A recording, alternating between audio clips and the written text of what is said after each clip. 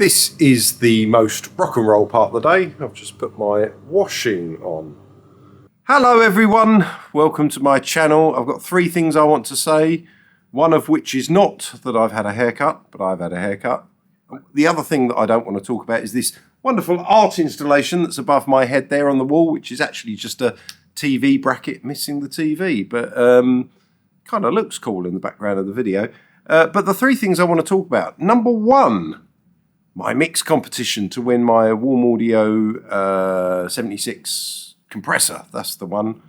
I said it wrong in the first take, so I'm glad I got it right there. Yep, that's still happening. You've got just over 2 weeks to send me the mixes. If you don't know what I'm talking about, there'll be a link coming up on the screen up here somewhere. Or this side, I can't remember which side, but there'll be a link coming up to that video so you can watch the announcement of that competition. But if you want to win my Warm Audio 76 compressor, then basically mix one of 4 songs and send me the mix. You can mix all 4 songs if you want and send me them, and then I've got a little panel of judges that will be judging and awarding the winner the compressor. So that's the first thing, don't forget that.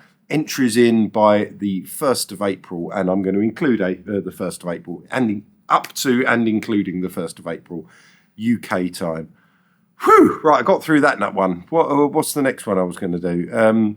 Oh yes, I'm lucky enough to be on tour in France at the moment, and one of the viewers of this channel, a lovely chap who lives in Lyon, he mixes some of my songs and has actually entered the competition, but he's mixed some of my songs in his studio. He's got some wonderful outboard stuff. I chat with him on Instagram sometimes about bits of gear. I say, oh, what do you think of that? I was thinking of getting one of those, blah, blah, blah. Well, I'm actually in Lyon for a day off, so I'm going to go to his studio, have a little tour, play with some of his equipment and get to, just get to generally chat. I'm looking forward to it. There's no plan or agenda for it. It will just be nice to meet a viewer and a fellow studio enthusiast. So that's going to be really exciting. And the third thing that I want to talk about is how dreadful audio sounds on YouTube, particularly when you're doing what I'm trying to do, which is a mix channel. So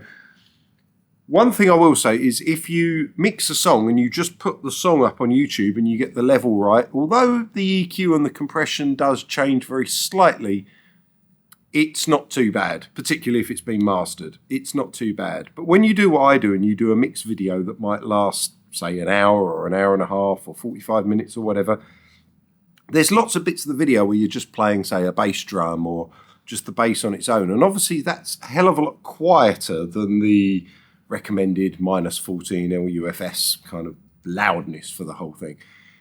So there might be, like my last video where I was mixing using only Cubase stock plugins, there might be large sections of the video which don't get anywhere close to the kind of loudness that YouTube would want it to be.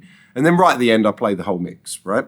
So if you take the average loudness across the whole video for that, it sees it as well under the -14 LUFS. So YouTube tends to just turn it all up a bit and add their own dynamic compression, which means the bit at the end that I've actually leveled to be -14 is actually probably ending up more like -9, and it's adding shitloads of compression that I don't want to the whole mix. And then you couple that with the fact that it's not a mastered thing because I'm doing a mix. So there's loads of stuff probably like, particularly on that mix, below 30 hertz, which I would be cutting out. But the YouTube compression algorithm is, and I don't mean the compression algorithm like MP3 or whatever, I'm talking about sort of dynamic audio compression. He's kind of reacting to all that sub stuff.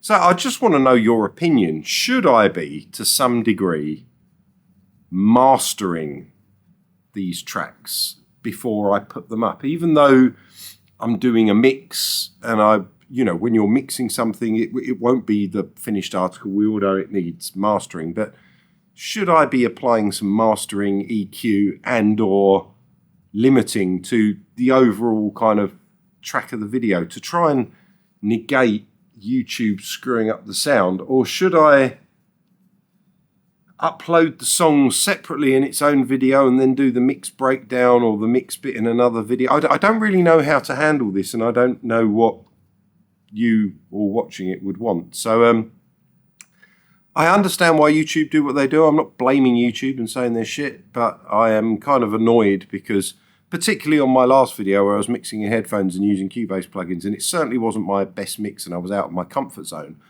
but it made it sound even worse than I'd managed to make it sound. And it was pumping. And I noticed it on A Million Minds as well, on the mix for A Million Minds. You know, there's the bit where the kind of the verse ends and then it comes down and it's just a little bit of hi-hat and bass drum and there's this synth sound.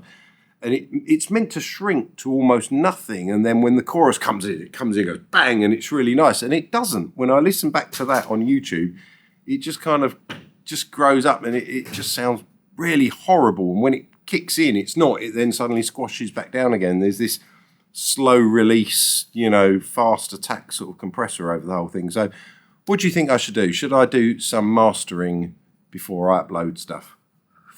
That's all I wanted to say. 3 things, got it done quickly. See you later.